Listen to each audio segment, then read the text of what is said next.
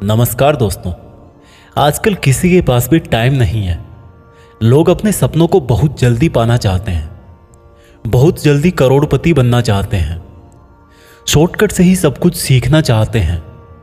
लेकिन एक बार अपने आप से पूछो कि अगर आपके सपने इतने बड़े हैं तो क्या आपके इन बड़े सपनों के लिए आपका ज्ञान भी बड़ा होना ज़रूरी नहीं है? क्या आपके मोटिवेशन का आधार बहुत स्ट्रॉन्ग नहीं होना चाहिए? आपने बहुत बार देखा होगा कि जब तक आप कोई मोटिवेशनल वीडियो देखते हो तब तक आप में जोश रहता है, लेकिन जैसे ही काम करना या पढ़ाई करना शुरू करते हो जोश पता नहीं कहाँ गायब हो जाता है। यह वीडियो थोड़ा लंबा है, लेकिन अगर आपने इसमें बताया गया रहस्य जान लिया तो ना तो आपको किसी और मोटिवेशनल वीडियो, किसी ज्ञान की ज़रूरत पड़ेगी और ना ही ऐसा कोई लक्ष्य होगा जो आज के बाद आप अपनी लाइफ में प्राप्त नहीं कर सको। लेकिन ये कैसे पॉसिबल होगा? इसके लिए आपको शांति से बैठ के, आंखें बंद करके इस वीडियो की पूरी बातों को जब तक समझ में ना आ जाए तब तक बार बार सुनकर अपनी थॉट्स में बिठा लेना चाहिए। और अगर आप इस वीडियो को बीच में छोड़ के जाना चाहते हो तो कृपा करके आप इसको अभी स्किप कर दें, क्योंकि अधूरा ज्ञान बिना ज्ञान से भी ज़्यादा खतरनाक होता है। और खुद भगवान श्री कृष्ण ने गीता में कहा है कि कभी भी उस इंसान को सीक्रेट ज्ञान जबरदस्ती नहीं देना चाहिए जो उसको लेना नहीं चाहता। तो दोस्तों, एक सवाल का जवाब दीजिए। इस पृथ्वी के सबसे पहले और इस पृथ्वी के ही नहीं बल्कि पूरे ब्रह्मांड के पास्ट, प्रेजेंट और फ्यूचर के सबसे महान मोटिवेशनल स्पीकर का नाम क्या है? जी हाँ, बांसुरी बजाने वाले भगवान कृष्ण, जिन्होंने आज की तारीख से ना जाने कितने ही युगों पहले महाभारत के युद्ध के मैदान में एक ऐसा ज्ञान दिया था जो आज 21वीं सदी की दुनिया पर, आज के लोगों की लाइफ स्टाइल पर भी एकदम सही बैठता है। और यह जानकर के बड़े बड़े लोग और रिसर्च करने वाले हैरान हो जाते हैं कि ऐसा कैसे हो सकता है। उस महाभारत के युद्ध के मैदान में दिए गए ज्ञान को पढ़कर Albert Einstein, Mahatma Gandhi, Swami Vivekananda, Annie Besant, Sunita Williams जैसे और ना जाने कितने लोगों ने भी अपना जीवन बदल लिया। अगर आप यह सोचेंगे कि भागवत गीता में सिर्फ यह लिखा है कि भगवान की पूजा कैसे करते हैं तो आप गलत हैं, क्योंकि भागवत गीता सिर्फ एक किताब या धार्मिक ग्रंथ नहीं है, बल्कि इसमें वो नॉलेज है जो इस पृथ्वी पर जितने भी लोग जन्म लेकर आते हैं उनको यह सिखाता है कि इस दुनिया में सपने पूरे कैसे किए जाते हैं, पर्सनैलिटी कैसे बनाते हैं, पॉजिटिव एनर्जी कहाँ से लाते हैं, खुशी क्या होती है, कितनी भी बड़ी प्रॉब्लम का सॉल्यूशन कैसे ढूंढते हैं, डिसीजन कैसे लिया जाता है, किसी भी ब्रेकअप के सदमे से बाहर कैसे निकलते हैं, इमोशनली स्टेबल कैसे होते हैं, किसी भी बिजनेस को सक्सेसफुल कैसे बनाते हैं, मेहनत कैसे की जाती है, हम क्या हैं और कौन हैं, जिंदगी जीने का सही तरीका क्या है, मरने के बाद हमारे साथ क्या होता है, ये ब्रह्मांड कैसे बना, क्या भगवान है और अगर है तो कहाँ है, क्या आप भी पुनर्जन्म लेंगे, ये लाइफ रियल है या एक इल्यूजन या एक सपना। दोस्तों, इस भागवत गीता के ज्ञान ने ही एक दुखी और हारे हुए, धनुष नीचे गिरा देने वाले अर्जुन को महाभारत के महान युद्ध का सर्वश्रेष्ठ योद्धा और विजेता बना दिया। अगर आप भी अपनी जिंदगी में किसी मकसद को लेकर आगे बढ़ रहे हो तो मेरा यकीन मानो कि आप भी अपनी जिंदगी की समस्याओं के जंग के मैदान के अर्जुन हो। और इसलिए उस गीता ज्ञान को जानना आपकी चॉइस नहीं बल्कि आपका अधिकार है। इस गीता ज्ञान को समझकर आपको एक बात का जरूर एहसास होगा कि ये असली नॉलेज में पहले क्यों नहीं हासिल कर पाया। तो ऐसा क्या है आखिर भागवत गीता में और इसका मतलब क्या है? भागवत का मतलब है भगवान और गीता का मतलब है गीत, यानी कि ऐसा गीत जो भगवान ने खुद अपने मुंह से गाया हो। भागवत गीता संस्कृत में लिखी गई है, लेकिन इसका ट्रांसलेशन आपको बहुत जगह पर हिंदी, इंग्लिश और अलग अलग भाषाओं में मिल जाएगा। वैसे तो भागवत गीता को जितना समझोगे उतना ही कम है, लेकिन फिर भी इस वीडियो में मैंने गीता के पूरे 18 अध्याय, 700 श्लोक पढ़कर उनको आज की जनरेशन के हिसाब से, स्टूडेंट के हिसाब से, बिजनेसमैन के हिसाब से, अपने करियर में, अपनी लाइफ में, अपने रिलेशनशिप में और अपनी प्रॉब्लम्स में कैसे यूज करते हैं वह बताया है। दोस्तों, मैं यहाँ पर पूरे 18 चैप्टर कवर करूँगा और कोई भी चैप्टर शुरू करने से पहले मैं आपको यह बताऊंगा कि उसमें आप क्या सीखने वाले हो। फिर उस चैप्टर को शॉर्ट में समझाऊंगा और उसके बाद उससे सीखने वाली चीज़ों को डिटेल में समझाऊंगा। अगर आपको यह जानना है कि आखिर भगवान को खुद ज्ञान देने की जरूरत क्यों पड़ी, ये पांडव और कौरव कौन थे और इस महाभारत के युद्ध की शुरुआत कैसे हुई, तो आप मुझे नीचे कमेंट्स में बता सकते हैं। मैं उसका भी वीडियो आपको अलग से दे दूंगा। तो चलो अब मैं आपको सीधा ले चलता हूं कुरुक्षेत्र के युद्ध के मैदान में, जहां पर पांडव और कौरव युद्ध करने के लिए आमने सामने खड़े हैं। भागवत गीता अध्याय 1 सेना का निरीक्षण। दोस्तों, गीता के पहले अध्याय से आपको यह सीखने को मिलेगा कि ऐसी कौन सी सबसे पहली चीज है जो आपको लाइफ में आगे बढ़ने से रोकती है। भले ही आप में बहुत नॉलेज हो, आप में बहुत काबिलियत हो, लेकिन उस एक चीज की वजह से आप सही डिसीजन नहीं ले पाते और अपना काम नहीं कर पाते हैं। इसके साथ साथ सपने से हकीकत में इंसान कैसे बदल जाता है वह भी हम जानेंगे। कौरवों में दुर्योधन बहुत खुश हो रहा था। उसके पास बहुत बड़ी सेना थी। भीष्म पितामह थे, गुरु द्रोणाचार्य और गुरु कृपाचार्य जैसे बड़े बड़े योद्धा थे। पांडवों की सेना में अर्जुन, भीम सहित 5 पांडव, भगवान कृष्ण, अभिमन्यु, द्रौपदी के 5 पुत्र आदि थे। अब यह युद्ध पूरी तरह से पारिवारिक युद्ध ही था। पांडवों और कौरवों के लिए गुरु द्रोणाचार्य और कृपाचार्य दोनों एक ही थे। दादा भीष्म भी एक ही थे। साथ ही साथ पांडव और कौरव दोनों खुद भी चचेरे भाई थे, लेकिन हर कोई जीतने के इरादे से आ रखा था।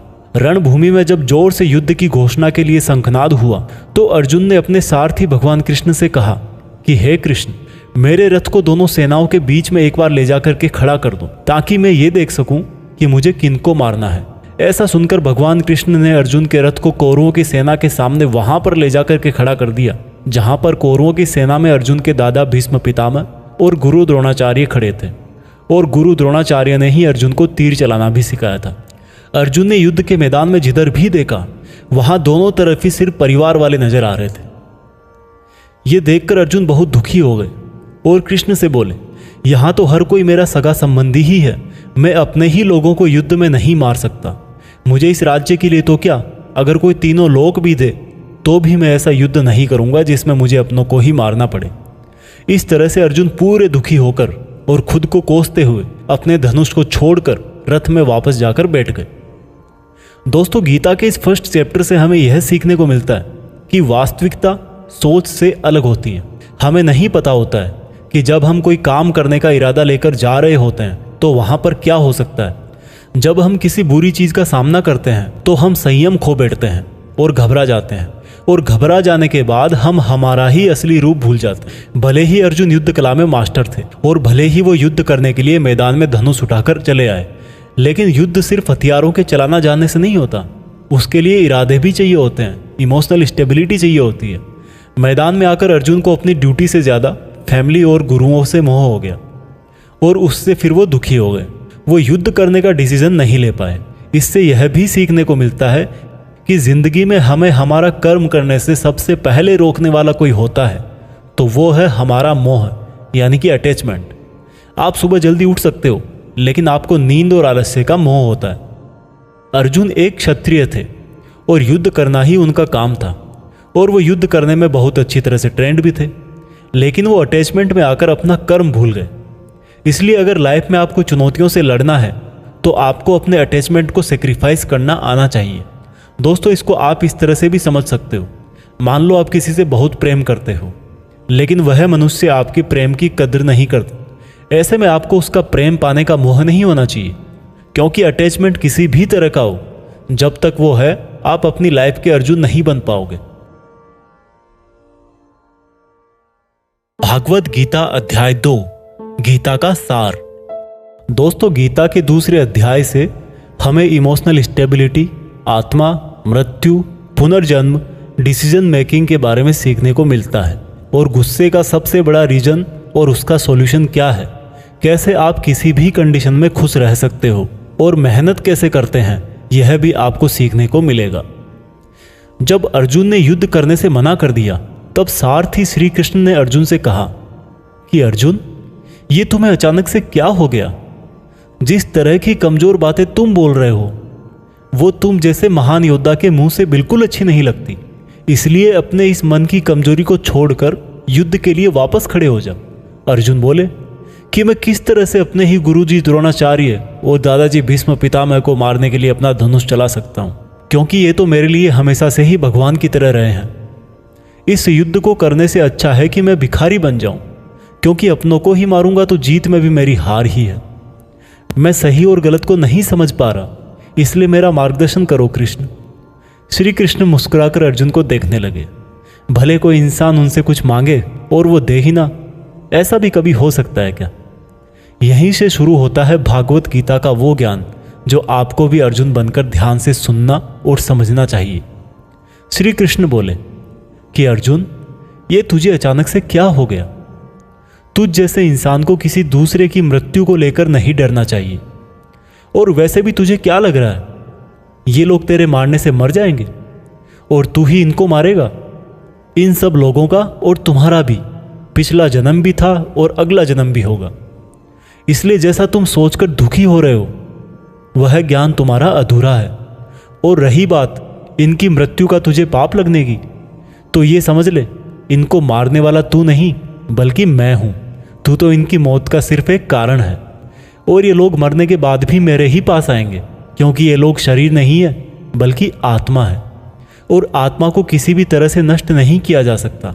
आत्मा तो अगले जन्म के लिए इस शरीर को उसी तरह से छोड़ देती है जिस प्रकार से तुम अपने पुराने कपड़े बदलकर नए पहनते हो।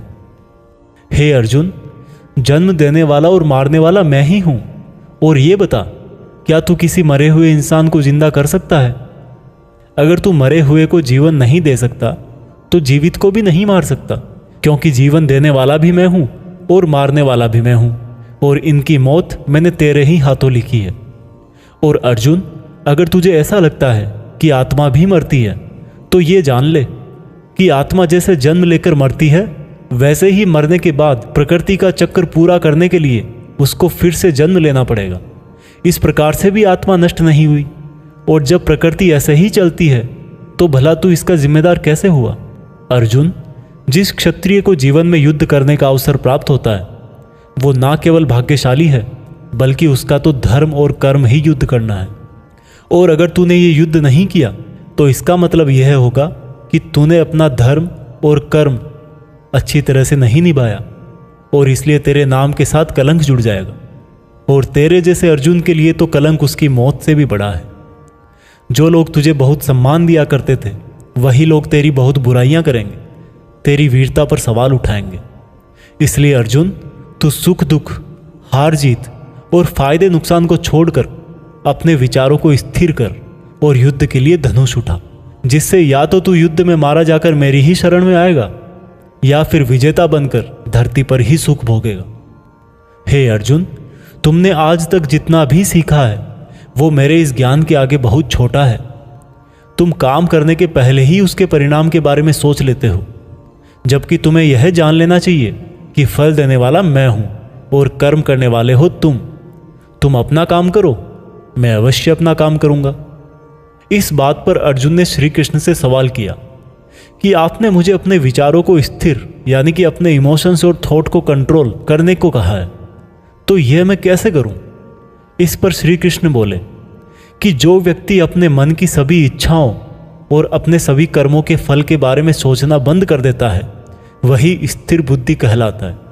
ऐसे व्यक्ति को ना तो खुद के साथ बुरा होने से दुख होता है और ना ही किसी अच्छे काम में खुशी होती है।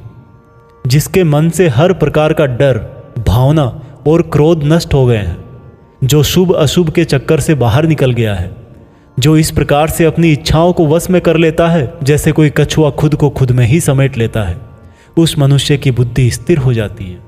क्योंकि अपनी इच्छाओं के बारे में सोचते रहने से हमें वो इच्छाएं अच्छी लगने लगती है। इच्छाएं अच्छी लगने लगती है तो फिर उन इच्छाओं को पूरा करने का मन करता है।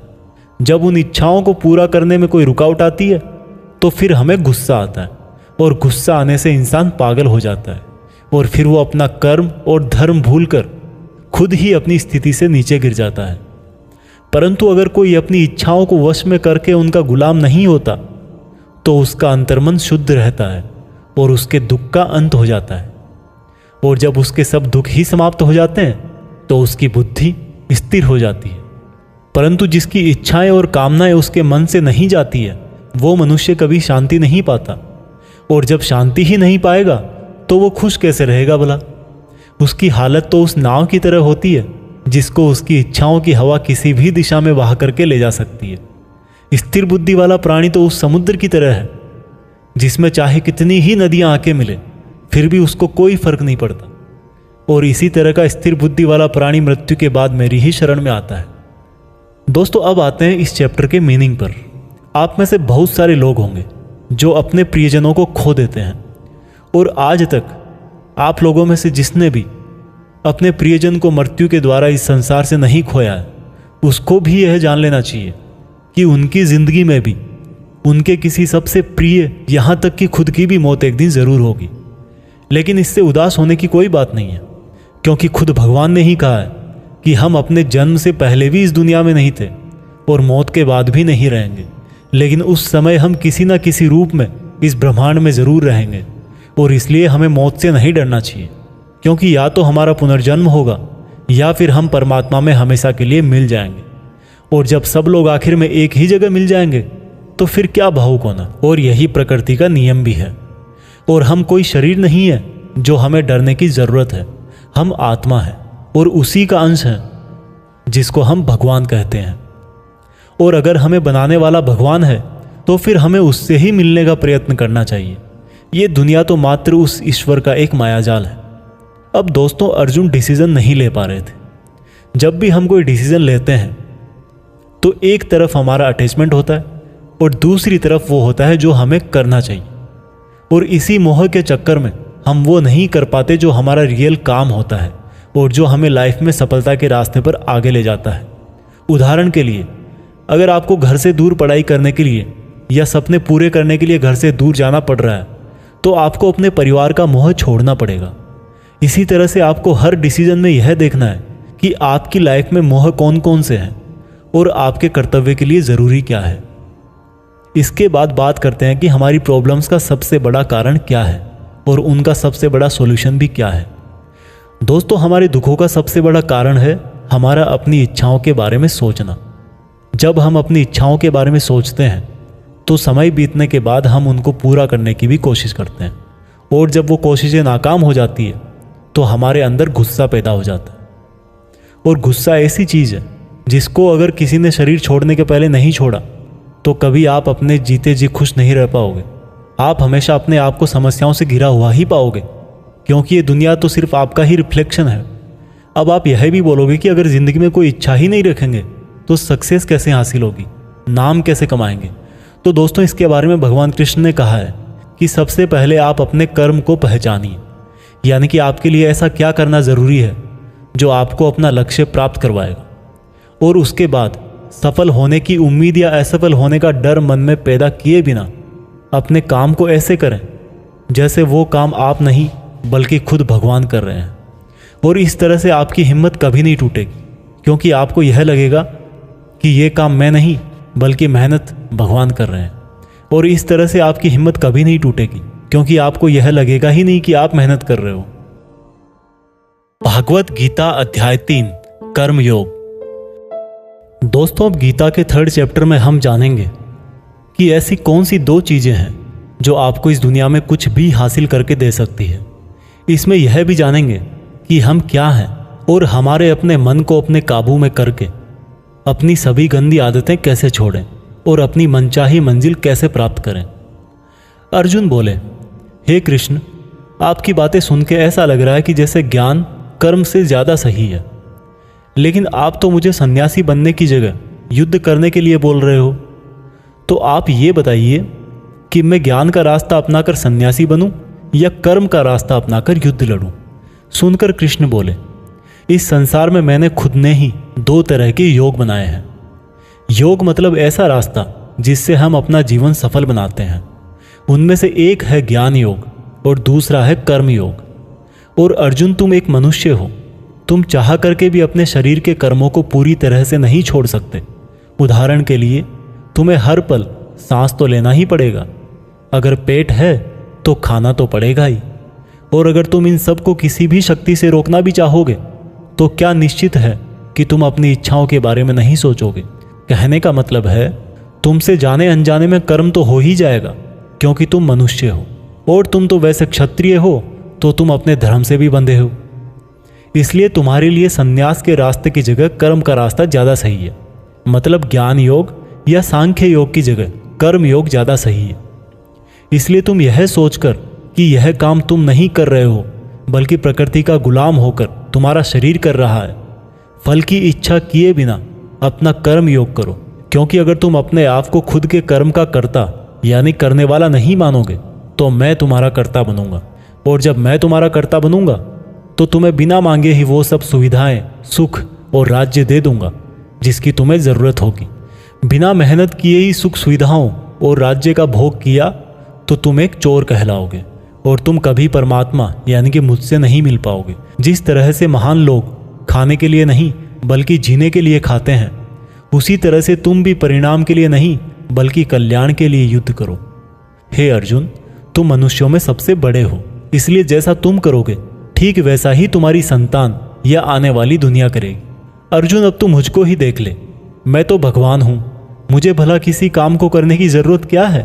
पर मैं इसलिए अपना कर्म करता हूँ क्योंकि मनुष्य की आत्मा मेरा ही छोटा सा अंश है, और जैसा मैं करूँगा वैसा ही फिर मनुष्य करेगा, और इस तरह से तो पूरी सृष्टि ही नष्ट हो जाएगी।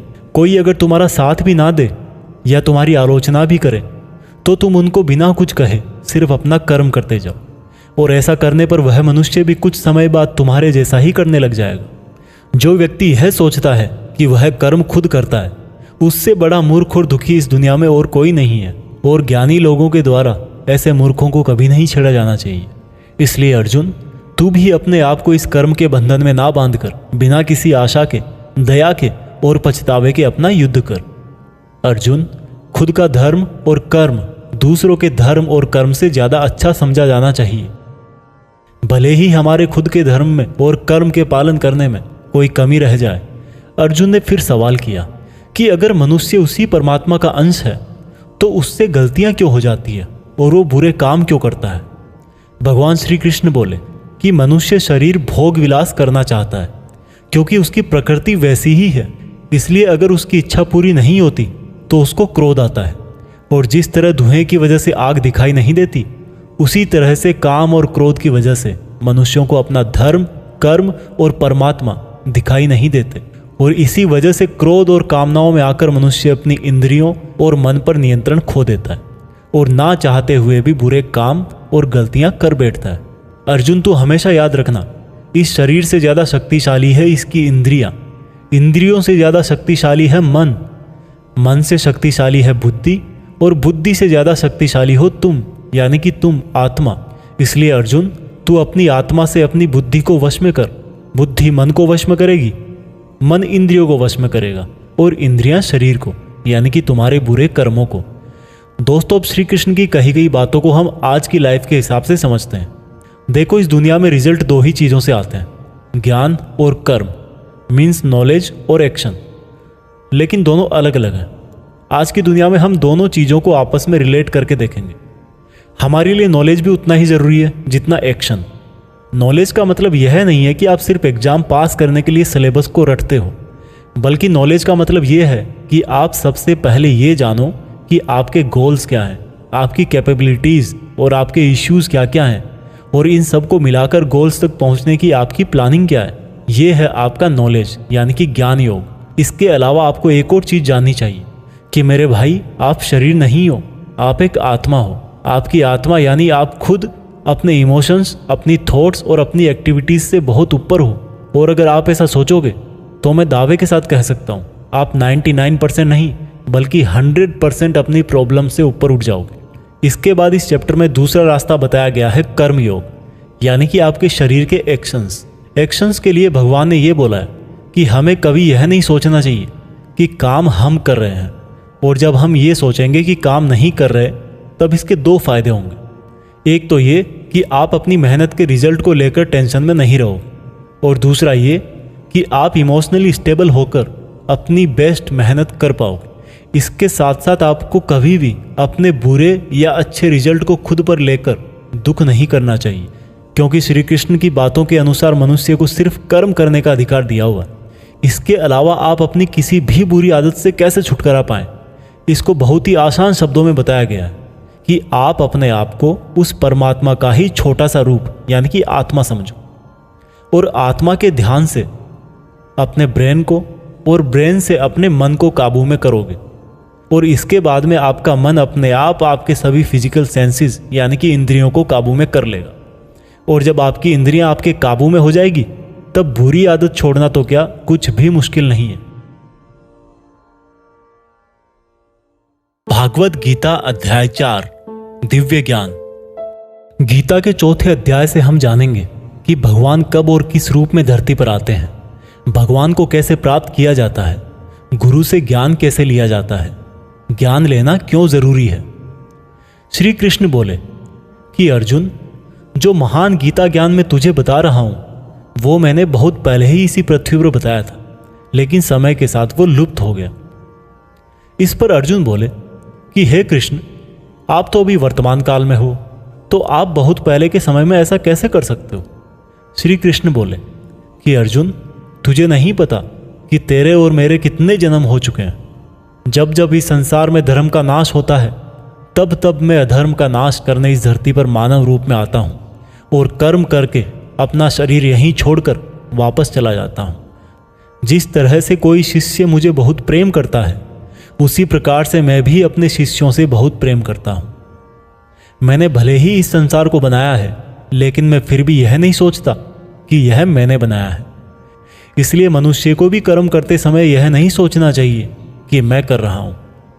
जो मनुष्य किसी भी कर्म के फल और सुख दुख से परे होकर कर्म करता है वही सबसे अच्छा है।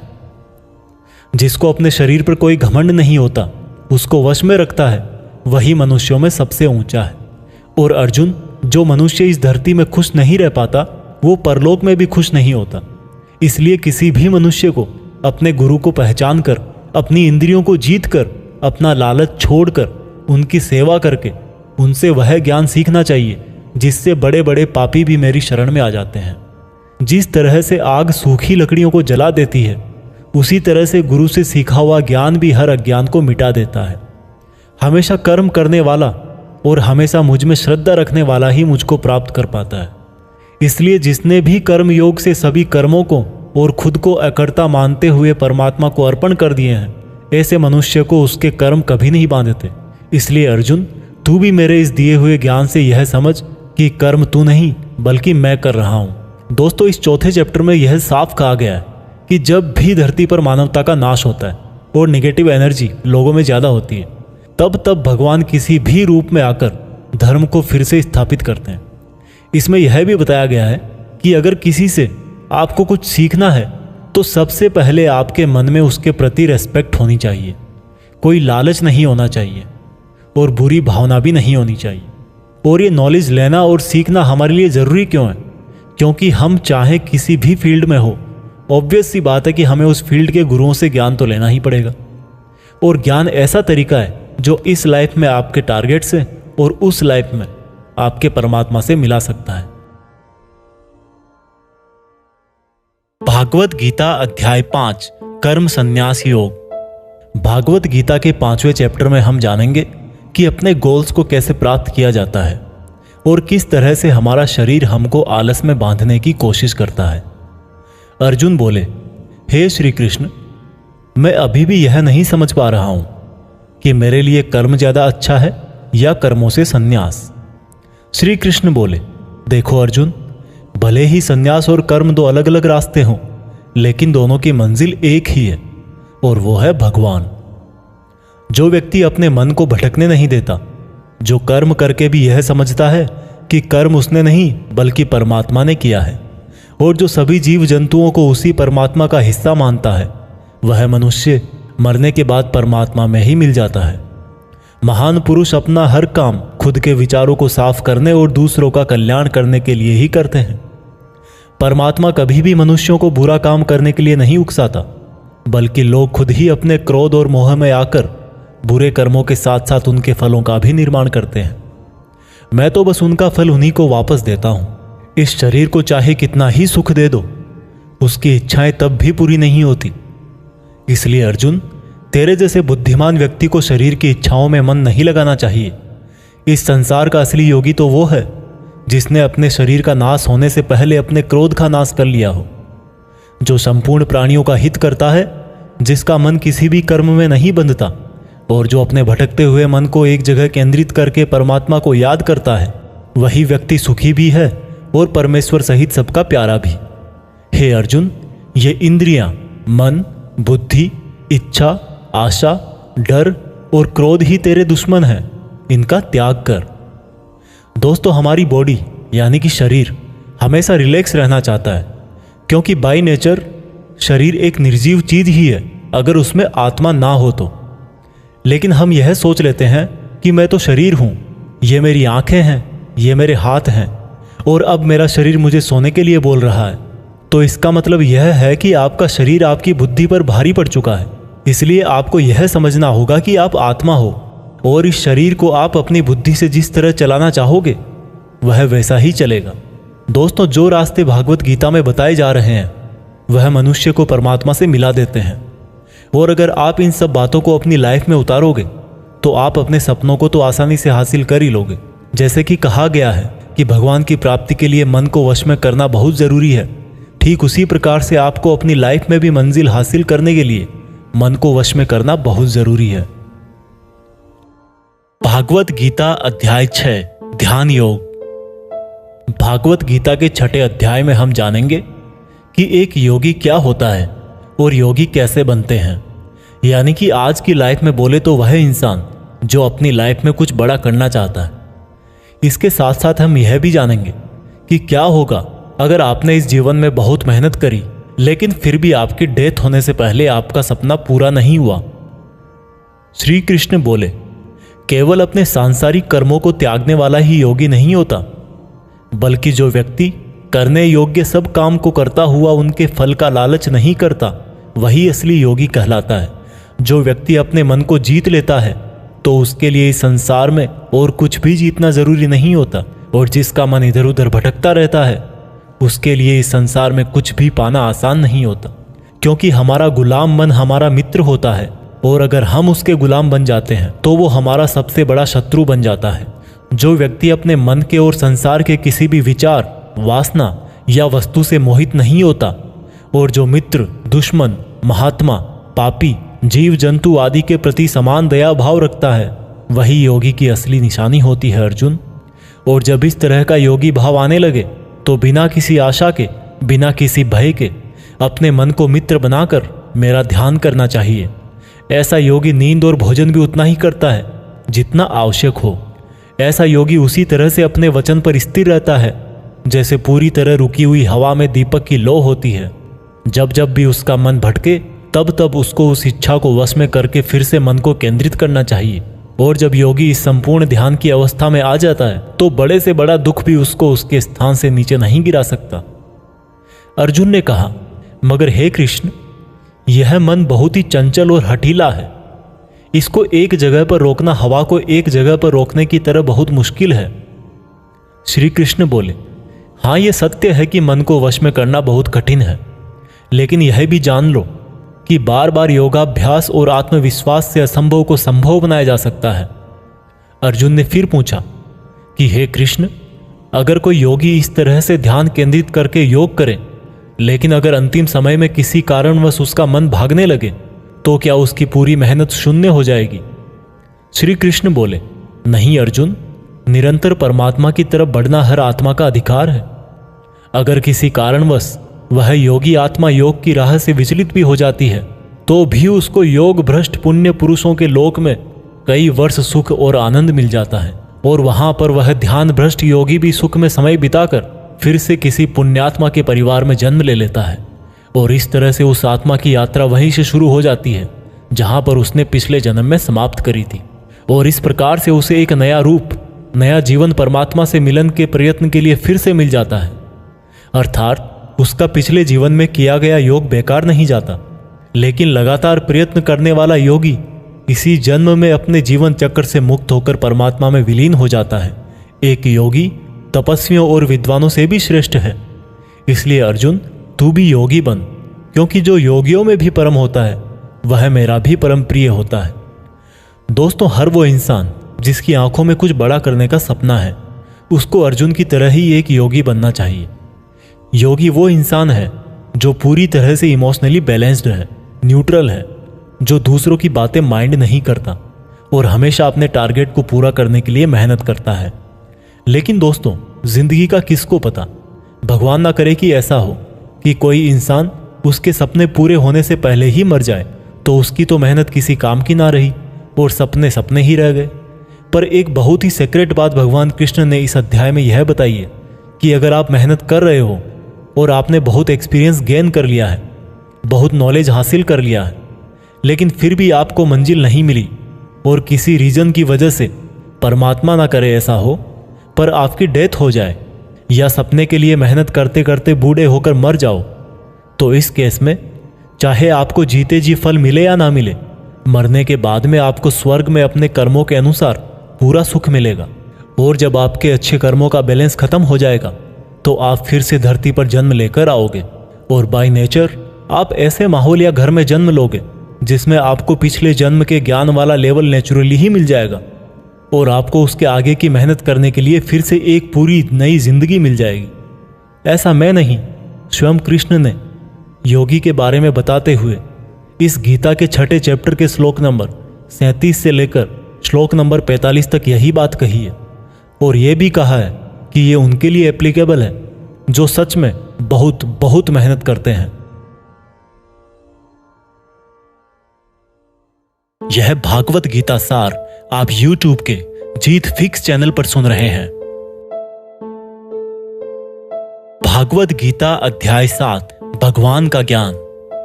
भागवत गीता के 7वें चैप्टर में बताया गया है कि ईश्वर किस तरह से इस संसार को चलाते हैं, ईश्वर को कौन से भक्त बहुत अच्छे लगते हैं, इंसान भगवान को क्यों नहीं जान पाता है। भगवान कृष्ण बोलते हैं कि हे अर्जुन, अब मैं तुझे वो बातें बताने वाला हूं जिनको जानकर तुझे इस संसार में दूसरा कोई सा भी ज्ञान जानने की जरूरत नहीं पड़ेगी। हजारों लोगों में से कोई एक मुझे प्राप्त करने की कोशिश करता है और ऐसे हजारों कोशिश करने वालों में से कोई एक ही मुझे बहुत समर्पण के साथ प्रेम करता है। मेरे 2 रूप हैं, एक जड़ रूप यानी कि जिसमें पृथ्वी, अग्नि, जल, वायु और आकाश के साथ साथ मन, बुद्धि और अहंकार है। वही दूसरा चेतन रूप जिसमें इस सृष्टि का चक्र है।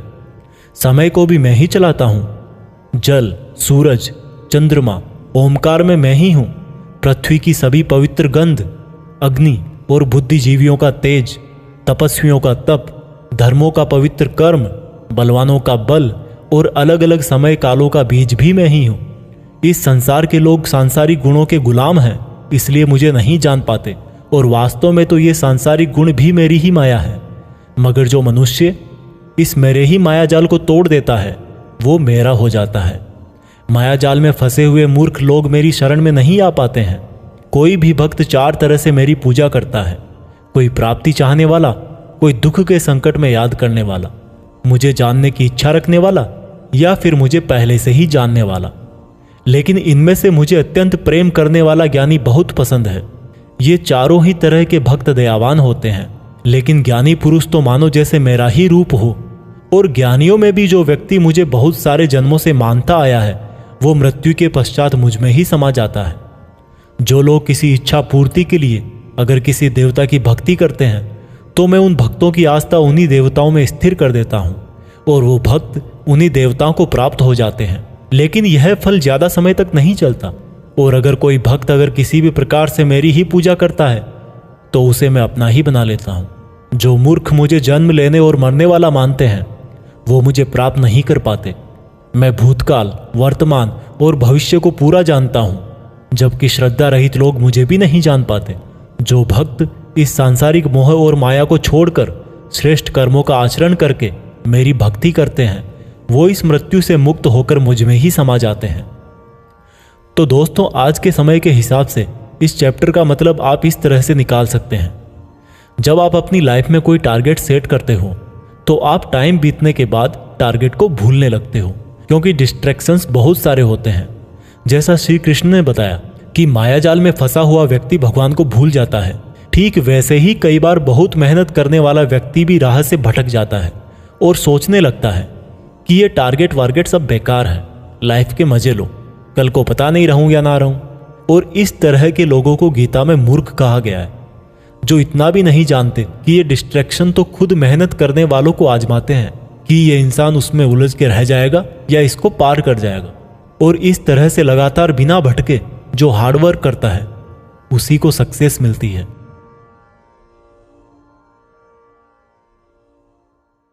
भागवत गीता अध्याय 8 भगवान की प्राप्ति। भागवत गीता के 8वें चैप्टर में आप जानेंगे कि भगवान क्या है और उनको कैसे प्राप्त किया जा सकता है, देवता कौन है, ये संसार कैसे चलता है और क्यों हमें आज से ही हार्ड वर्क में लगना चाहिए। अर्जुन बोले, हे कृष्ण, ये परम ब्रह्म क्या है, आध्यात्म क्या है, कर्म क्या है, ये संसार क्या है और ये देवता कौन है, इस संसार का फैसला कौन करता है और कोई योगी आपको कैसे पहचानता है। श्री कृष्ण बोले, ब्रह्म परम अक्षर है, आध्यात्म जीवों का स्वरूप है, कर्म भूतकाल का एक ऐसा त्याग है जिससे वर्तमान में परिणाम उत्पन्न होते हैं, हमेशा उत्पन्न और अंत होने वाले का नाम संसार है। जिनको शास्त्रों में परम पुरुष बताया गया है वही देवता है। इस संसार का फैसला करने वाला मैं ही हूं। और जो भी पुरुष अपने अंतकाल में जिस जिस भाव को याद करता हुआ और अपने ध्यान को भ्रकुटी में केंद्रित करके शरीर छोड़ता है तो वह उसी भाव को प्राप्त होता है। इसलिए मेरा स्मरण करने वाले सदैव मेरे पास ही आते हैं। इसलिए अर्जुन, तू भी मुझ में ही ध्यान रख के युद्ध कर, जिससे कि तू मुझे ही प्राप्त होगा। जो लोग हमेशा मुझे याद करते हैं वह बहुत आसानी से मेरे पास आ जाते हैं, और जो मेरे पास आ जाता है उसके दुख और मृत्यु चक्र समाप्त हो जाते हैं। ब्रह्मा का एक दिन 1000 युगों का होता है और एक रात भी 1000 युगों की होती है। ब्रह्मा के दिन की सुबह में ही संपूर्ण संसार का निर्माण होता है और रात के आरंभ में ही वह संसार फिर से ब्रह्मा में समा जाता है, और हर दिन ऐसा ही चक्र चलता रहता है। लेकिन जो मेरे भक्त होते हैं वो जल्दी ही इस चक्र से मुक्त हो जाते हैं। अर्जुन, अब मैं तुम्हें वह 2 रास्ते बताऊंगा जिनसे होते हुए ही लोग या तो परम गति को प्राप्त होते हैं या फिर इस संसार में वापस आते हैं। जब सूर्य का प्रकाश रहता है, शुक्ल पक्ष होता है और सूर्य उत्तरायण में होता है, तब शरीर छोड़ने वाले कर्मयोगी मेरे पास हमेशा के लिए आ जाते हैं। जब रात्रि होती है, कृष्ण पक्ष होता है और सूर्य दक्षिणायन में होता है, उस वक्त पर कर्मयोगी शरीर त्याग कर परलोक में बहुत समय तक तरह तरह के आनंद सुख भोग करके वापस जन्म लेते हैं। केवल एक योगी ही इस रहस्य को जानकर सब कर्मों के फलों का मोह छोड़कर परम ब्रह्म को प्राप्त होता है। दोस्तों, इस चैप्टर का आप आजकल की लाइफ के लिए इस तरह से मीनिंग निकाल सकते हो, कोई भी वो मंजिल जिस पर आप हमेशा के लिए अपना नाम दुनिया के सामने लिखना चाहते हो, उसके लिए आपको बहुत हार्ड वर्क करना पड़ेगा। क्योंकि जैसा श्री कृष्ण ने बताया कि ये संसार का चक्र बहुत बड़ा है और लोग आते रहते हैं और लोग जाते रहते हैं। लेकिन जिन लोगों को अपनी लाइफ में कुछ ऐसा करना है जिसकी वजह से उनका नाम हमेशा के लिए दुनिया में हो जाए, उन लोगों को ज्ञान योगी और कर्मयोगी बनना पड़ेगा। ब्रह्मा का जो एक दिन है उसका मतलब है कि ये यूनिवर्स बहुत पहले से है और बहुत आगे तक चलेगा, और इंसान की लाइफ उस यूनिवर्स के सामने बहुत बहुत छोटी है। इसलिए ऐसा ना हो कि आप लाइफ में सिर्फ सपने सजो के बैठ जाओ और ब्रह्मा जी की शाम हो जाए। भागवत गीता अध्याय 9 अत्यंत गुप्त ज्ञान। भागवत गीता के 9th चैप्टर में हम जानेंगे कि जब हम अलग अलग देवताओं की पूजा करते हैं तो उससे क्या होता है। इसी को हम प्रैक्टिकल लाइफ में लाकर भी जानेंगे। श्री कृष्ण बोले कि हे अर्जुन, अब मैं तुझे बहुत ही गुप्त और बड़ा ज्ञान देने वाला हूँ। वह मनुष्य जो मुझ में श्रद्धा नहीं रखते, वह इस संसार में बार बार दुख भोगने के लिए आते रहते हैं और जाते रहते हैं। मैं ही इस संसार को बार बार बनाता हूँ और मिटाता हूँ। मैं ही मनुष्यों को उनके कर्मों के अनुसार फल देता हूँ, पुनर्जन्म देता हूँ। लेकिन मुझे मेरे काम का बिल्कुल भी मोह और अहंकार नहीं है। मैं यह कर्म करते हुए भी इस कर्म के बंधन में नहीं बंधता। सब कुछ करके भी मैं नहीं मानता कि मैं कुछ करता हूँ। मेरी माया जाल में फंसने वाले और मुझे नहीं समझने वाले मूर्ख लोग और बेकार की आशा और बेकार काम करने वाले लोग हमेशा इसी संसार में फंसे रह जाते हैं। जो वेदों को पढ़ के स्वर्ग प्राप्ति के लिए मेरी पूजा करते हैं, वे लोग इंद्र के स्वर्ग का आनंद भोगते हैं। लेकिन उनके स्वर्ग के सुख तब तक ही चलते हैं जब तक उनके मानव जीवन के पुण्य खत्म नहीं हो जाते और जब उनके पुण्य खत्म हो जाते हैं उनको वापस इसी पृथ्वी पर जन्म लेने आना पड़ता है। किंतु जो मुझ में मतलब परमेश्वर को ही सब कुछ मानकर अपने कर्म फल को त्याग कर निरंतर प्रेम करते हैं, मैं उनकी ना केवल सभी आवश्यकताएं पूरी करता हूं बल्कि उन्हें सदा के लिए मेरी शरण में भी लेता हूं। देवताओं को पूजने वाले देवताओं के पास, पितरों को पूजने वाले पितरों के पास, राक्षसों को पूजने वाले राक्षसों के पास और मुझे मानने वाले सदा मेरे पास ही आते हैं। देवताओं, पितरों और भूतों को पूजने वालों का ज्ञान सीमित होता है और उनको फिर से इस मृत्युलोक में आना पड़ता है। इसलिए अर्जुन, तू भी अगर कुछ खाए, दान करे, तप करे और कर्म करे तो मुझ में ही अर्पण करके करना। इस प्रकार से तू मुझको ही प्राप्त हो जाएगा। मेरे लिए प्रिय और अप्रिय सब बराबर हैं। यहाँ तक कि अगर कोई बहुत ही दुराचारी हो, चाहे स्त्री पुरुष हो, चाहे राजा या भिखारी भी हो, तो वह भी मुझ में आसक्त होकर इस भवसागर से तर जाता है। इसलिए अगर तू भी मुझ में समर्पित रहेगा तो मुझे ही प्राप्त करेगा। दोस्तों, जैसा कि श्री कृष्ण ने कहा कि जो जिसकी पूजा करता है मैं उसको उसी से जोड़ देता हूँ। दोस्तों, इस बात का बहुत गहरा मीनिंग है। हम जिस तरह के इंसान के साथ समय बिताएंगे, टाइम बीतने के बाद में हमारी थॉट्स पर भी उसका असर हो सकता है।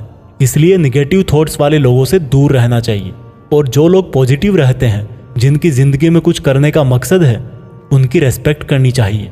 क्योंकि आज भले ही वो कुछ ना हो, लेकिन जैसा भगवान ने कहा कि जैसी भावना वैसा नतीजा, तो उस प्रकार से सही रास्ते पर चलने वाले एक दिन मंजिल तक पहुंच ही जाते हैं।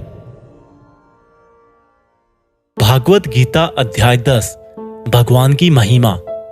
भागवत गीता के 10वें चैप्टर में आप भगवान के द्वारा यह जानेंगे कि क्या भगवान का कोई रूप है, भगवान कहाँ कहाँ किस किस रूप में रहते हैं।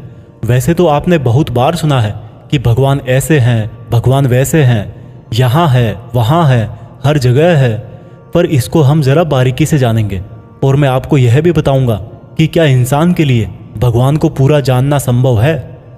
श्री कृष्ण बोले, अर्जुन, तू मेरा सच्चा मित्र है और मुझसे प्रेम करता है, इसलिए अब मैं तुझे मेरे बारे में बताता हूँ। मेरे जन्म को कोई नहीं जानता, लेकिन जो यह जानता है कि मैं कभी नहीं जन्म लेने वाला और कभी नहीं मरने वाला हूँ, वही सबसे बड़ा ज्ञानी है। ज्ञान और मूर्खता, सत्य और झूठ, सुख और दुख, मन और बुद्धि, रचना और नाश, कीर्ति और अपमान सहित सभी भाव वास्तव में मैं ही तो हूँ। इस संसार में जहाँ जहाँ जिसकी भी पूजा होती है वह वास्तव में मैं ही हूँ। जो लोग मुझ में मन और प्राणों को अर्पण करते हैं, उनके ज्ञान के अंधकार को मैं ही ज्ञान के उजाले से रोशन करता हूँ। इस पर अर्जुन बोले कि हे कृष्ण, आपने जो अभी तक खुद के बारे में बताया है उन सब बातों को मैंने मान लिया है, लेकिन आपकी बातें मेरा और ज़्यादा मन मोह रही है। हालांकि आप ही खुद को पूरी तरह से जानते हैं, लेकिन फिर भी मैं आपको किस तरह से मानूं और अपनी शक्तियों और महिमाओं के बारे में भी बताइए। इस पर श्री कृष्ण बोले कि अर्जुन, वैसे तो मेरे विस्तार का कोई अंत नहीं है, लेकिन फिर भी मेरी जो भी जानकारी तेरे लिए जानना जरूरी है उससे मैं तुझे बताऊंगा। अर्जुन, सभी समय मुझसे ही बने हैं, भूत, वर्तमान और भविष्य भी मैं ही हूँ। मैं ही विष्णु, सूर्य और चंद्रमा हूँ। वेदों में सामवेद, देवों में इंद्र और इंद्रियों में मन, जीवों में आत्मा, पर्वतों में सुमेर, रुद्रों में शंकर, वसुओं में अग्नि और धन दौलत में कुबेर भी मैं ही हूँ। जल में समुद्र, ग्रहों में बृहस्पति, अड़े रहने वालों में पहाड़, देवर्षियों में नारद, पेड़ों में पीपल, हाथियों में एरावत, मनुष्यों में राजा, गायों में कामधेनु, सर्पों में सर्पराज, नागों में शेषनाग, राजाओं में यमराज, गणनाओं में गणित, पक्षियों में गरुड़, योद्धाओं में श्री राम, समुद्र में मगरमच्छ, नदियों में गंगा, विद्याओं में ब्रह्म विद्या, विवादों का निर्णय, अक्षरों में ओम, कालों का महाकाल, मंत्रों में गायत्री, महीनों में मार्गशीर्ष, ऋतुओं में बसंत भी केवल मैं ही हूँ। छलों का जुआ, जीतने वालों की विजय, निश्चय करने वालों का निश्चय और भक्त पुरुषों की भक्ति भी मैं ही हूँ। वृष्णवंशियों में कृष्ण यानी कि स्वयं मैं, पांडवों में अर्जुन यानी कि तू, मुनियों में वेदव्यास और कवियों में शुक्राचार्य भी मैं ही हूँ। जीतने वालों की रणनीति और रहस्य रखने वालों का मौन भी मैं ही हूँ। हे अर्जुन, इस ब्रह्मांड में जितना भी जाना और अनजाना है वह सब मैं ही हूँ और मेरा कोई अंत नहीं है। इसलिए हे अर्जुन, मुझे पूरा जानना तेरे लिए किसी काम का नहीं है। बस तू इतना जान ले कि ये संसार तो मेरे एक छोटे से अंश मात्र से ही चलता है। दोस्तों, इस चैप्टर में आप जान गए होंगे कि ऐसी कोई जगह नहीं है जहां पर भगवान ना हो। और श्री कृष्ण ने यह भी कहा है कि अर्जुन को ना तो ईश्वर को पूरा जानना जरूरी है और ना ही वो पूरा डिटेल में जान पाएंगे। दोस्तों, इसको आप अपनी लाइफ में इस तरह से रिलेट करो कि जैसे भगवान ने कहा कि मैं अनंत हूँ और तू उतना ही जान जितना तेरे लिए ज़रूरी है।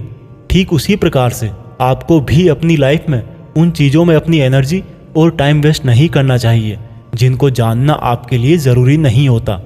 सिर्फ आप इतना ध्यान रखें कि ऐसा कौन सा नॉलेज है जो आपको अपनी मंजिल तक पहुंचाएगा।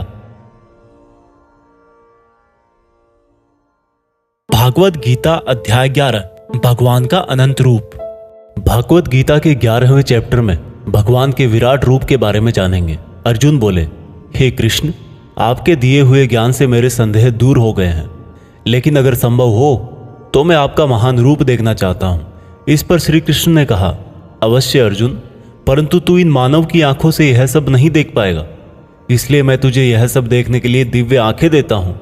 इसके बाद जो अर्जुन ने देखा वह वास्तव में कल्पना से परे था। भगवान का ना तो कोई आरंभ था, ना कोई मध्य था और ना कोई अंत था। परम ब्रह्म से इतना प्रकाश निकल रहा था जितना हजारों सूरज से भी नहीं निकल सकता। अर्जुन ने बहुत तरह के संसारों को श्री कृष्ण में समाहित देखा। अर्जुन ने हाथ जोड़ते हुए श्री कृष्ण से कहा, हे परम ब्रह्म, मैं आपके शरीर में सभी देवों को, सब मनुष्यों को देख रहा हूँ, लेकिन आपके शरीर का ना तो कोई आरंभ दिख रहा है, ना कोई मध्य है और ना ही कहीं अंत। आप में हर तरह के अस्त्र शस्त्र हैं, हर तरह के प्रकाश और सूर्य हैं। स्वर्ग और धरती के बीच का पूरा आकाश मानो आपसे ही भर गया है। कई देवता के समूह आप में प्रवेश कर रहे हैं, कई आपकी वंदना कर रहे हैं, तो कई लोग भयभीत होकर हाथ जोड़े खड़े हैं। आपके अनंत हाथ पैर, पेट, आंखों, मुंह वाले रूप को देखकर समस्त सृष्टि सहित मैं बहुत व्याकुल हो रहा हूँ। मैं पांडवों कौरवों की संपूर्ण सेना के महान योद्धाओं को अंत होकर आप में जाता हुआ देख पा रहा हूँ। आपके अनेक तरह के उग्र रूप इस संपूर्ण ब्रह्मांड को बहुत ऊर्जा दे रहे हैं। हे कृष्ण, इतने रूपों में आप कौन से हो? मैं आपको पहचान नहीं पा रहा हूँ। इस पर कृष्ण बोले, मैं हर जगह हूँ और मैं ही समय हूँ। इन सेनाओं के योद्धाओं को नष्ट करने के लिए प्रकट हुआ हूँ। इन सब योद्धाओं की मौत मैं पहले ही लिख चुका हूँ। तू तो सिर्फ इनकी मौत का कारण है, मारने वाला तो स्वयं मैं ही हूँ। इस पर अर्जुन भयभीत लेकिन गदगद होकर बोले, हे भगवान, आपका यह रूप देखकर अब मुझे पता लगा कि क्यों योगी, महर्षि, देवता जैसी आत्माएं आपका पूजन करती है। आप तो सत्य और असत्य से भी परे हैं। आपके इस रूप का वर्णन करने के लिए मेरे पास कोई शब्द नहीं है। आप ही इस जगत के पालनकर्ता और विनाशक हो। आपको कोटि कोटि नमस्कार, आपको कोटि कोटि नमस्कार, नमस्कार। आपके लिए हर दिशा से नमस्कार, क्योंकि आपका कोई आदि नहीं है, मध्य नहीं है और अंत भी नहीं है। हे प्रभु, मैंने जाने अनजाने में आपको भाई, कृष्ण, मित्र कहा है और कई बार लोगों के सामने आपका मजाक भी उड़ाया है। मुझे आपके इस सत्य का पता नहीं था, इसलिए अगर संभव हो तो मुझे क्षमा कीजिए। मैं आपकी वंदना करता हूँ। पिता जैसे पुत्र को और सखा जैसे सखा को क्षमा कर देता है, वैसे ही आप भी मुझे क्षमा करें। आपके इस रूप को देखकर मैं खुश भी हो रहा हूँ और भयभीत भी हूँ, इसलिए अब कृपा करके आप अपना प्रसिद्ध चतुर्भुज विष्णु रूप दिखाइए। मैं आपको मुकुट, चक्र और गदा के साथ देखना चाहता हूँ। इस पर श्री कृष्ण बोले कि अर्जुन, मैंने तेरे आग्रह पे वह रूप दिखाया है जिसको आज तक कोई मनुष्य नहीं देख पाया है और ना ही देख पाएगा। मेरे इस रूप और अनंत आकार को देखकर तू व्याकुल भी ना हो और पागल भी ना हो, और अब तेरी इच्छा अनुसार तू मेरा चतुर्भुजी रूप भी देख। इस प्रकार से श्री भगवान ने अपना चतुर्भुजी रूप दिखाकर अर्जुन का साहस बंधाया और अनंत रूप से उत्पन्न हुई व्याकुलता भी दूर करी। इस पर अर्जुन बोले कि हे कृष्ण, अब मैं आपके इस रूप को देखकर फिर से शांत हो गया हूँ। कृष्ण बोले, अर्जुन, जो चतुर्भुजी रूप तुमने अभी देखा है वो बड़ा ही दुर्लभ है और इसको देखने के लिए देवता भी तरसते हैं। यह चतुर्भुजी रूप किसी भी यज्ञ, दान, तप और वेद से देखा जा सकता है, परंतु अर्जुन, जो तेरी तरह मेरा परम भक्त है, कर्तव्य परायण है, वासना और बैर रहित है, वह अंत में मुझे ही प्राप्त होता है। इसलिए मैंने यह रूप तुझे दिखाया है। दोस्तों, गीता के इस अध्याय से आप आज के टाइम में यह सीख सकते हो कि अगर हम अपनी मेहनत के रास्ते पर सही हैं तो कई बार हमें अपनी सफलता को पाकर विश्वास नहीं होता।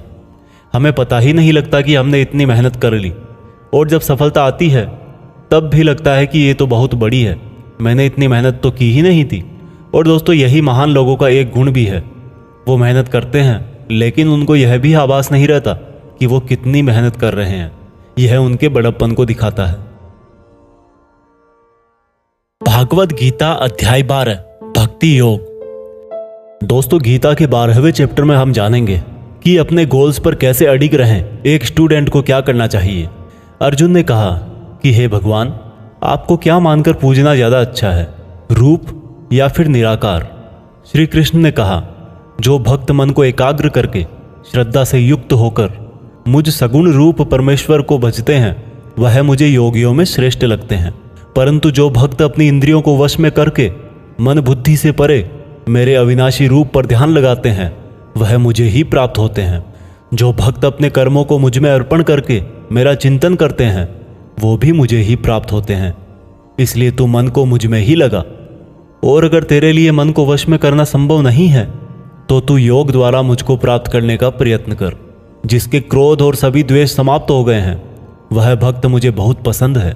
अगर तू मन को रोकने के अभ्यास में भी असफल है तो तू मेरे लिए ही कर्तव्य परायण हो जा और कर्म फल का त्याग कर दे। अभ्यास से ज्ञान श्रेष्ठ है, ज्ञान से मुझ परमेश्वर का ध्यान श्रेष्ठ है, और इस ध्यान से भी श्रेष्ठ है सभी कर्मों के फल का त्याग करना, जिससे तुरंत ही शांति मिलती है।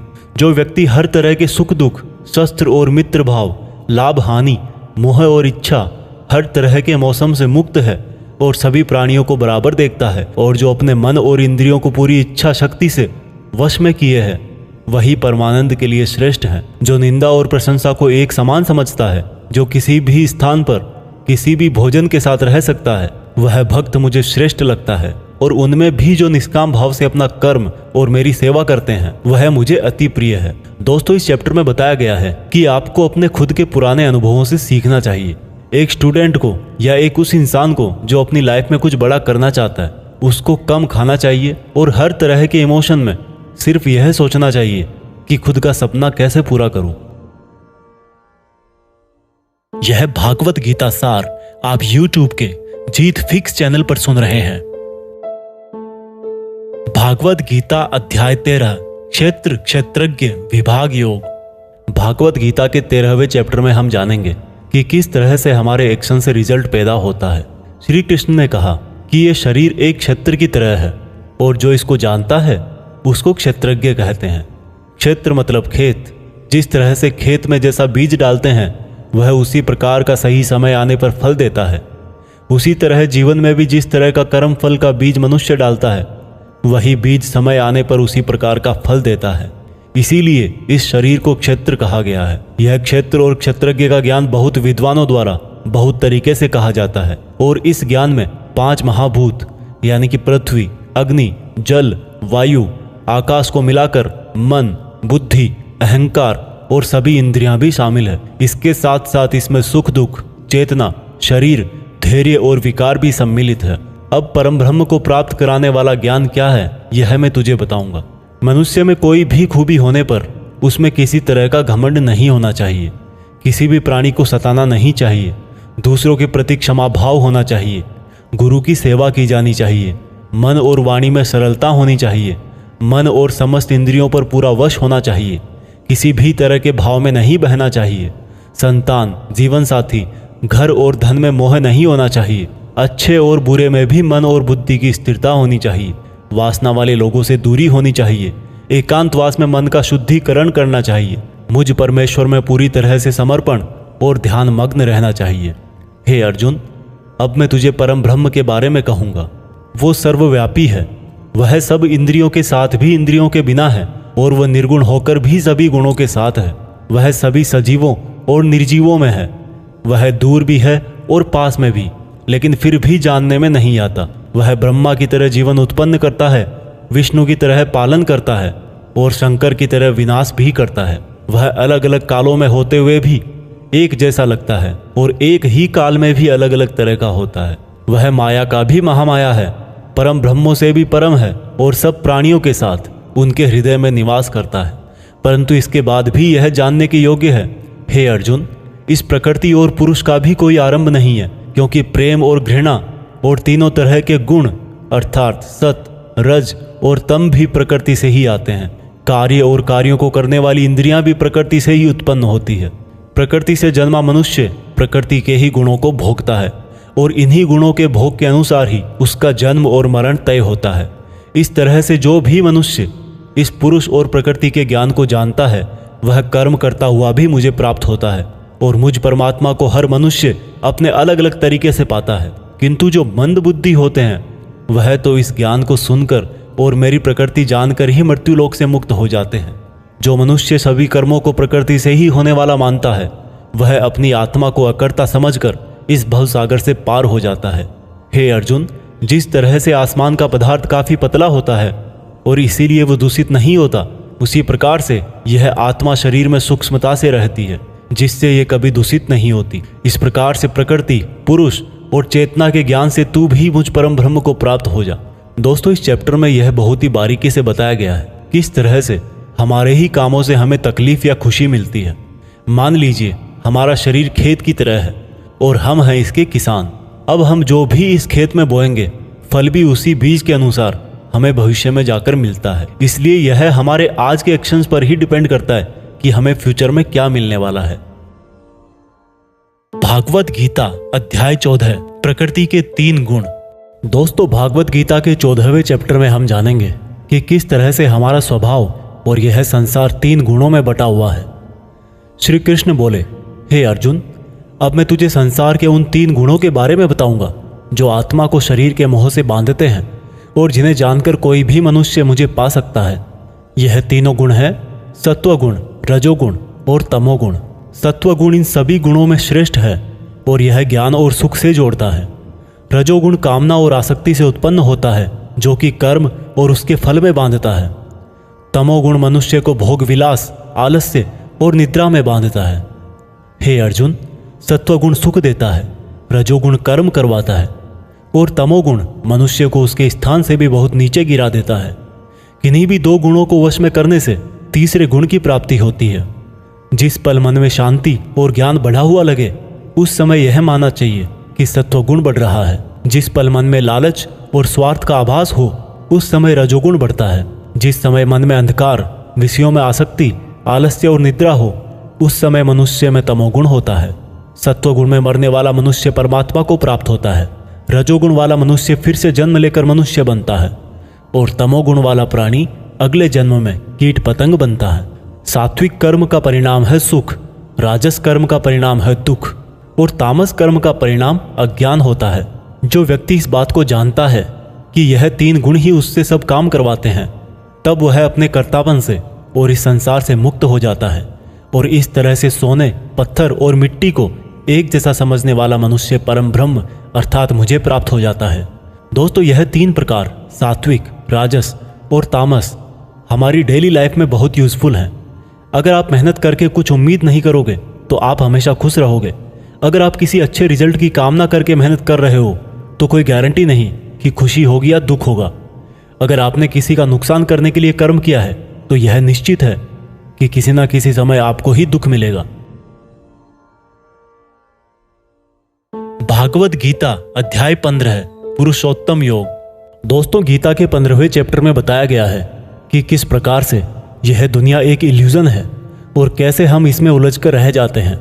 श्री कृष्ण बोले कि यह संसार बरगद के एक उल्टे पेड़ की तरह है जिसकी जड़ें ऊपर है और डालियां, पत्ते नीचे की तरफ। पत्तियां वेदों को दिखाती हैं और डालियों के अंत में फल कार्य फल के जैसा है। इस पेड़ की जितनी भी शाखाएं हैं वो 3 तरह के गुण यानी कि सत्व, रज और तम से ही बनी है। इसकी जड़ों में स्वयं परमात्मा विराजमान है। इस पेड़ की शाखाओं के अंत में नई कोंपले मनुष्य की इच्छाओं को दिखाती है। यह पेड़ हर दिशा में इस तरह से बढ़ा रहता है कि ज्ञान के अभाव में मनुष्य इसमें उलझकर ही रह जाता है और जो इस पेड़ के रहस्य को जान लेता है वह परम ब्रह्म को प्राप्त हो जाता है। इसलिए इस माया वाले जीवन रूपी बरगद के पेड़ को ज्ञान की कुल्हाड़ी से काटकर उचित योग का पालन करके उस परम ब्रह्म को ढूंढना चाहिए और जिसका मान, मोह, सम्मान, अपमान सभी नष्ट हो गए हैं और बुद्धि स्थिर हो गई है, वह पुरुष इससे मुक्ति पा सकता है। और मुक्ति पाकर जिस परम पद को वे पुरुष प्राप्त होते हैं उसको कोई भी सूरज रोशन नहीं कर सकता, क्योंकि वह मेरा परम धाम है। हे अर्जुन, इस मानव शरीर में आत्मा मेरा ही अंश है और यह आत्मा ही मृत्यु के बाद दूसरे शरीर में चली आती है। यह शरीर कान, आँख, त्वचा, जीभ, नाक और मन से ही इन इंद्रियों का और वासनाओं का सेवन करता है। और यह केवल ज्ञानी जन ही जानते हैं। इस संसार में शरीर नाशवान है और आत्मा अविनाशी है, और इन सब में सबसे श्रेष्ठ है परमात्मा, जो कि सब लोगों का पालन पोषण करता है। इसलिए मैं ही पुरुषोत्तम हूँ। दोस्तों, इस चैप्टर में हमने देखा कि हम जिंदगी में बहुत बार उस चीज़ के पीछे भागते हैं जिसको हासिल करके भी हमारी इच्छा खत्म नहीं होती। हम जितनी इच्छाएं पूरी करते हैं उतनी ही और बढ़ जाती हैं। इसलिए उस इंसान को जिसको लाइफ में कुछ बड़ा करना है, उसको अपने डिटर्मिनेशन से उन इच्छाओं के जाल को काट देना है। तभी वह इस इल्यूजन वाले ट्री से परमात्मा को, यानी कि आपकी पर्सनल लाइफ के केस में सक्सेस को ढूंढ पाएगा। भागवत गीता अध्याय 16 है, 2 स्वभाव। दोस्तों, गीता के 16वें चैप्टर में बताया गया है कि मनुष्य के कौन से 2 नेचर या बिहेवियर होते हैं। श्री कृष्ण बोले, हे अर्जुन, इस संसार में 2 तरह के स्वभाव हैं, देवीय स्वभाव और असुरी स्वभाव, यानी कि देवता के समान और राक्षस के समान। पहले मैं तुझे देवीय स्वभाव के बारे में बताऊंगा। कभी भय ना करना, अपने मन को शुद्ध रखना, हमेशा परमात्मा को ही याद करना, इंद्रियों को वश में रखना, धर्म ग्रंथों का पाठ करना, किसी भी जीव को कष्ट नहीं देना, हर तरह के भाव में सम रहना, हर जीवात्मा को बराबर समझना, कभी क्रोध और मोह ना करना, क्षमा करना, धैर्य रखना, और यहाँ तक कि अपने ही गुणों का भी अभिमान नहीं करना देवीय स्वभाव है। अब मैं तुझे असुरी स्वभाव बताऊंगा। घमंड, क्रोध, सांसारिक आसक्ति, नफरत, अज्ञान, वासनाएं, आशाएं करना और शरीर को इंद्रियों के वश में रखना असुरी स्वभाव है। असुरी स्वभाव वाले ना तो सम्मान से बात करते हैं और ना ही सत्य बोलते हैं। बुरे कर्मों से जिनका स्वभाव पूरी तरह से नष्ट होकर बुद्धि मंद हो चुकी है और जो इस संसार में सिर्फ नाश का कारण ही बनते हैं, इन व्यक्तियों की इच्छाएं कभी पूरी नहीं होती। उन व्यक्तियों का सुख सिर्फ इंद्रियों के सुख तक ही सीमित है। वह हमेशा और अधिक वस्तुएं प्राप्त करने में ही लगे रहते हैं। वह हर काम को करने वाला खुद को ही मानते हैं। वे सिर्फ दिखावे के लिए ही धर्म और दान करते हैं। देवीय स्वभाव से मुक्ति होती है, जबकि असुरी स्वभाव से बंधन उत्पन्न होता है। असुरी स्वभाव वालों को तो मैं बार बार असुरों में ही जन्म देता हूँ। इस तरह से असुरी हमेशा नीचे गिरते रहते हैं। हे अर्जुन, काम, क्रोध और लोभ ही नरक के 3 द्वार हैं। इसलिए इनको जितना जल्दी हो छोड़ देना चाहिए। जो भी मनुष्य इन तीनों नरक के द्वारों को छोड़ देता है, वह तो फिर मेरे ही आश्रय में आता है। इसलिए हे अर्जुन, तू शास्त्रों सहित इस देवीय स्वभाव को प्राप्त करके आगे बढ़ता जा। दोस्तों, इस चैप्टर का मीनिंग तो आपको आसानी से समझ में आ ही गया होगा। आखिर में जो 3 नेगेटिव फैक्टर्स बताए गए हैं, वासनाएं, गुस्सा और लोभ, यह सबसे बड़े दुश्मन है। इनसे जरा बच के रहना। भागवत गीता अध्याय 17, श्रद्धा के रूप। दोस्तों, गीता के 17वें अध्याय में आप जानेंगे कि कर्मों को, भोजन को, यज्ञ को, तप को, ज्ञान वगैरह को कौन से 3 भागों में बांटा गया है। अर्जुन बोले, हे कृष्ण, जो मनुष्य शास्त्रों को छोड़कर देवों की पूजा करते हैं, वो क्या है, सात्विक, राजस या तामस? कृष्ण बोले, हे अर्जुन, जो व्यक्ति देवों को पूजते समय जिस तरह का विचार रखते हैं, वे उसके हिसाब से ही सात्विक, राजस या तामस बनते हैं। सात्विक लोग देवताओं को पूजते हैं, राजस यक्ष और राक्षसों को, और तामस प्रेतों को। जो मनुष्य शास्त्रों से दूर रह के भी मन से कठिन निर्णय लेता है और कर्म करता है और कर्म को ही तप मान करके करता है, वह भी इस संसार से मुक्त है। जिस तरह से भोजन भी सात्विक, राजस और तामस होता है, उसी तरह से यज्ञ, तप और दान भी 3-3 प्रकार के होते हैं। फलों से किया गया भोजन सात्विक होता है। राजस भोजन स्वाद में तीखे, जैसे कि मीठे, खट्टे, बहुत गर्म आदि होते हैं। और तामस भोजन में जैसे दुर्गंध वाले, बिना रस के, अधपके, अपवित्र आदि हैं। इस तरह यज्ञों में शास्त्र विधि से नियत और फल की इच्छा रहित किया गया यज्ञ सात्विक है। केवल फल प्राप्ति को ध्यान में रखकर किया गया यज्ञ राजस यज्ञ है। शास्त्रों के विरुद्ध, दान रहित और श्रद्धा रहित किया गया यज्ञ तामस यज्ञ है। इसी तरह से तपों में ऐसा तप जो फलों की इच्छा से रहित हो, सात्विक तप कहलाता है। किसी वस्तु की प्राप्ति के लिए किया गया यज्ञ राजस तप कहलाता है, और किसी की हानि करने के लिए किया गया तप तामस तप कहलाता है। इस प्रकार से दान में बिना खुद को श्रेय दिए जिसको जो आवश्यकता हो वह दान कर दिया जाए और यह समझा जाए कि दान ही कर्तव्य है, वह दान सात्विक दान कहलाता है। जैसे कि भूखे को खाना खिलाना, वस्त्रहीन को वस्त्र पहनाना, अकाल क्षेत्र में अन्न दान करना। जो दान उसके फलों को दृष्टि में रखकर खुद का मान बढ़ाने के लिए, स्वर्ग की प्राप्ति के लिए और दान के बदले में वापस प्रत्युपकार की चाह में दिया गया हो, वह राजस दान कहलाता है। जो दान बिना सम्मान के किसी को अपमान करके बलपूर्वक दिया जाता है या किसी अयोग्य को दिया जाता है तो उसको तामस दान कहते हैं। श्रद्धा सहित, फल की इच्छा रहित और जगत कल्याण के लिए किया गया दान, यज्ञ और तप मनुष्य को इस संसारी माया से मुक्त करके मुझ में विलीन करता है।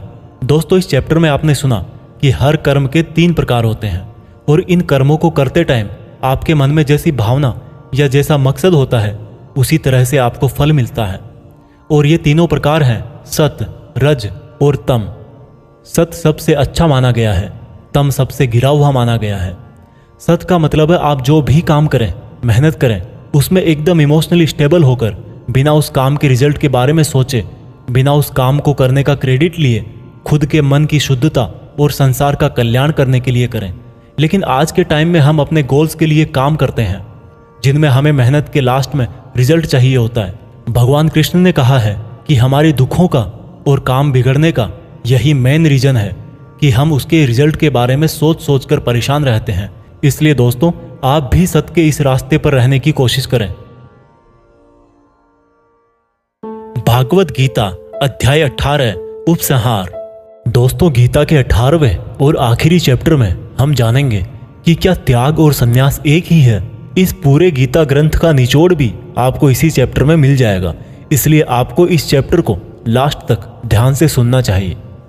अर्जुन बोले, हे कृष्ण, मैं त्याग और संन्यास के बारे में जानना चाहता हूं। श्री कृष्ण ने उत्तर दिया कि अर्जुन, इस संसार में कुछ लोग कर्मों के फलों को छोड़ने को त्याग कहते हैं और अगर कर्मों को ही त्याग दे तो उसको संन्यास कहते हैं। कुछ लोग सभी कर्मों को दोष भरे और सभी दुखों का कारण मानकर उनका त्याग करने के लिए बोलते हैं और कुछ लोग बोलते हैं कि यज्ञ, तप और दान वाले कर्म कभी भी नहीं त्यागने चाहिए। इसलिए अर्जुन, अब तू मेरे से त्याग और संन्यास को अच्छी तरह से समझ। इन दोनों में से मैं त्याग को पहले बताऊंगा क्योंकि यह त्याग भी 3 तरह का होता है, सात्विक, राजस और तामस। यज्ञ, तप और दान ये तीनों त्याग के योग्य नहीं बल्कि फल की इच्छा के बिना किया गया यज्ञ, तप और दान यही सात्विक त्याग कहे जाते हैं। मतलब जो शास्त्रों में दिया गया कर्म और धर्म जिसमें फल और आसक्ति ना हो उसको सात्विक त्याग कहा जाता है। कोई मनुष्य अगर सभी कर्मों को यह समझकर त्याग दे कि यह कर्म ही दुखों का कारण है तो यह त्याग राजस त्याग कहलाता है। किसी अन्य मोह के कारण अगर किसी कर्म का त्याग कर दिया जाए तो त्याग को तामस त्याग कहते हैं। जो व्यक्ति किसी भी काम से ना तो प्रेम करता है और ना ही नफरत करता है, ऐसा बुद्धिमान व्यक्ति ही सच्चा त्यागी है। मनुष्य शरीर कितना भी प्रयास कर ले लेकिन वो फिर भी पूरी तरह से कर्म को नहीं छोड़ सकता, जैसे कि सांस लेना।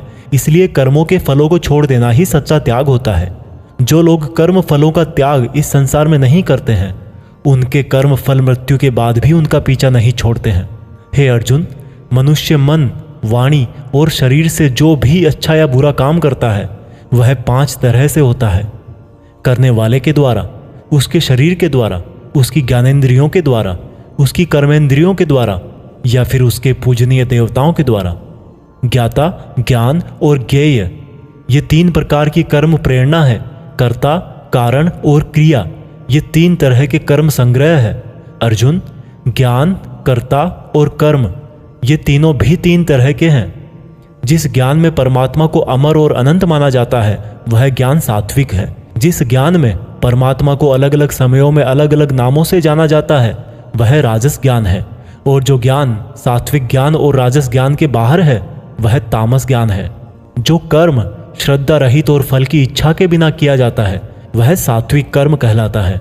जो कर्म कुछ पाने के लिए किया जाता है वह राजस है और जो कर्म किसी का नुकसान करने के लिए किया जाता है वह तामस कर्म है। इस प्रकार से सात्विक कर्म करने वाला सात्विक कर्ता, राजसी कर्म करने वाला राजसी कर्ता और तामसिक कर्म करने वाला तामसिक कर्ता कहलाता है। इस तरह बुद्धि और संकल्प भी 3 तरह के होते हैं। हे अर्जुन, सात्विक कर्म, राजस कर्म और तामस कर्म करने वालों की बुद्धि और संकल्प ये भी क्रमशः सात्विक, राजस और तामस होते हैं। हे अर्जुन, सुख भी 3 तरह के होते हैं। बिना किसी कर्म फल के परम ब्रह्म में ध्यान लगाकर मिलने वाला सुख सात्विक सुख होता है। बल, बुद्धि, शक्ति, राज्य इत्यादि की प्राप्ति राजस सुख है। नींद, आलस्य और वासना इत्यादि तामस सुख है। इस पूरे ब्रह्मांड में इन तीनों प्रकार के अलावा और कुछ भी नहीं है। हे अर्जुन, ब्राह्मण, क्षत्रिय, वैश्य और शूद्र, इन चारों के कर्म इनके गुणों के आधार पर बांटे गए हैं। अपनी मन और इंद्रियों को वश में रखना, सभी प्राणियों का भला करना, धर्म का पालन करना, बिना कर्ता भाव के कर्म करना, परमात्मा में ध्यान लगाना, ये सब गुण जिसमें होते हैं उसको ब्राह्मण कहना चाहिए। बल, बुद्धि, दान, वीरता, शासन, ये सब क्षत्रिय के कर्म हैं। खेती, व्यापार इत्यादि वैश्य का काम है तथा इन सब वर्णों की सेवा करना शूद्र का कर्म है। हे अर्जुन, दूसरों के धर्म और कर्म से तो अच्छा है भले ही कम गुणों वाला हो, लेकिन अपना ही कर्म और धर्म निभाएं, और ऐसा करना ही मोक्ष के द्वार खोलता है। मानव कर्मों में कुछ ना कुछ कमियां तो रहती ही है, फिर भी उसको खुद का कर्म नहीं छोड़ना चाहिए। जिस तरीके से कोई व्यक्ति भगवान को पा सकता है वह अब मैं तुझसे सारांश में कहूंगा।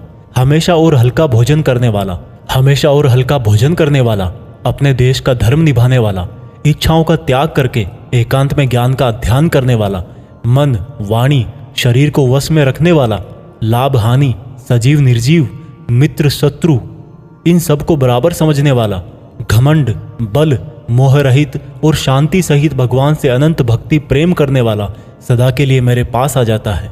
इस तरह का ब्रह्म योगी ना तो कोई आशा करता है, ना ही स्वयं को या दूसरों को दोष देता है, और ना ही दुख और सुख में विचलित होता है। इस तरह का परम योगी सब कर्म करता हुआ भी स्वयं को कर्ता ना समझकर मुझ परमात्मा को ही कर्म करने वाला समझता है। हे अर्जुन, इस तरह से तू भी इन बातों को समझकर अगर अपना धर्म और कर्म निभाएगा तो तू भी मुझ में परम पद पाएगा। और अगर तू इस तरह बोलकर कि मैं युद्ध नहीं करूंगा, मेरे ज्ञान को नहीं मानेगा, तो अपने धर्म, कर्म और परमार्थ से भटक जाएगा और नष्ट हो जाएगा। हे अर्जुन, तेरे अंदर भी मैं ही हूं, इसलिए तू सब मोह छोड़कर और इस माया से बाहर निकलकर अपना कर्म और धर्म युद्ध कर। इसी से तू मुझ भगवान के धाम में ऊंचा स्थान प्राप्त करेगा। अर्जुन, मैंने पूरे रहस्यमयी और गोपनीय ज्ञान तुझे अच्छी तरह से बता दिए हैं, फिर भी तू अब जो समझकर करना चाहे वैसा करना। लेकिन अर्जुन, तू मुझे बहुत ही प्रिय है, इसलिए मेरा ही भक्त बन और मुझे ही सदा प्रणाम कर। मैं प्रतिज्ञा करता हूँ कि ऐसा करने से तू मेरे ही पास आएगा। फिर भी यदि तुझे ऐसा लग रहा है कि तू पाप करने जा रहा है, तो जब तू मेरी ही शरण में आ जाएगा तो मैं तेरे पूरे पापों को माफ कर दूंगा। इसलिए तू दुखी मत हो। और अर्जुन, तू इस दिव्य ज्ञान को उस व्यक्ति से मत कहना जो इसको सुनना नहीं चाहता, या भक्ति और कर्म नहीं करना चाहता, या परमात्मा में दोष निकालता हो। परंतु तू जिस भी मेरे भक्त को मेरा प्रिय समझकर यह ज्ञान कहेगा, वह भक्त इस संसार में मेरा सबसे प्रिय भक्त होगा। इस गीता ज्ञान को समझना ही वास्तविक ज्ञान यज्ञ है, और इस ज्ञान यज्ञ से भी कोई भक्त मुझे प्राप्त कर सकता है। हे अर्जुन, अब मुझे यह बता, क्या तेरा अज्ञान मिट गया है? अर्जुन उठकर बोले, हे परम ब्रह्म श्री कृष्ण, मैंने आपका संपूर्ण ज्ञान अपनी बुद्धि में बिठा लिया है और अब मैं स्थिर हूँ, और जैसा आपने मार्गदर्शन किया है मैं ठीक उसी प्रकार से अपने कर्तव्य और धर्म का पालन करूँगा। दोस्तों, चाहे कितनी भी मुश्किलें आए, जो इंसान खुद भगवान कृष्ण की इन बताई गई बातों को फॉलो करता है, उनको अपने जीवन में उतारता है, उसकी ना केवल पूरी प्रॉब्लम सोल्व हो जाती है, बल्कि उसे जीने का, अपने सपनों को हासिल करने का तरीका भी पता लग जाता है। कुछ लोग ये भी बोलते हैं कि गीता ज्ञान सिर्फ हिंदू धर्मों का ग्रंथ है, जबकि भगवान ने खुद कहा है कि व्यक्ति जाति और धर्म से नहीं, गुणों से ब्राह्मण होता है, और इस भागवत गीता पर सभी मनुष्यों का बराबर हक है। आज की ये दुनिया कर्म भूमि है। कर्म और मेहनत का सिद्धांत सबके लिए एक होता है। इसलिए आप सब लोग इस गीता ज्ञान को बार बार सुने, हर एज के पुरुष और महिलाओं को सुनाएं, ताकि आप अपनी कर्म स्थल के अर्जुन बनकर अपने जीवन का लक्ष्य हासिल कर सको। जय श्री कृष्णा। जय हिंद। वंदे मातरम।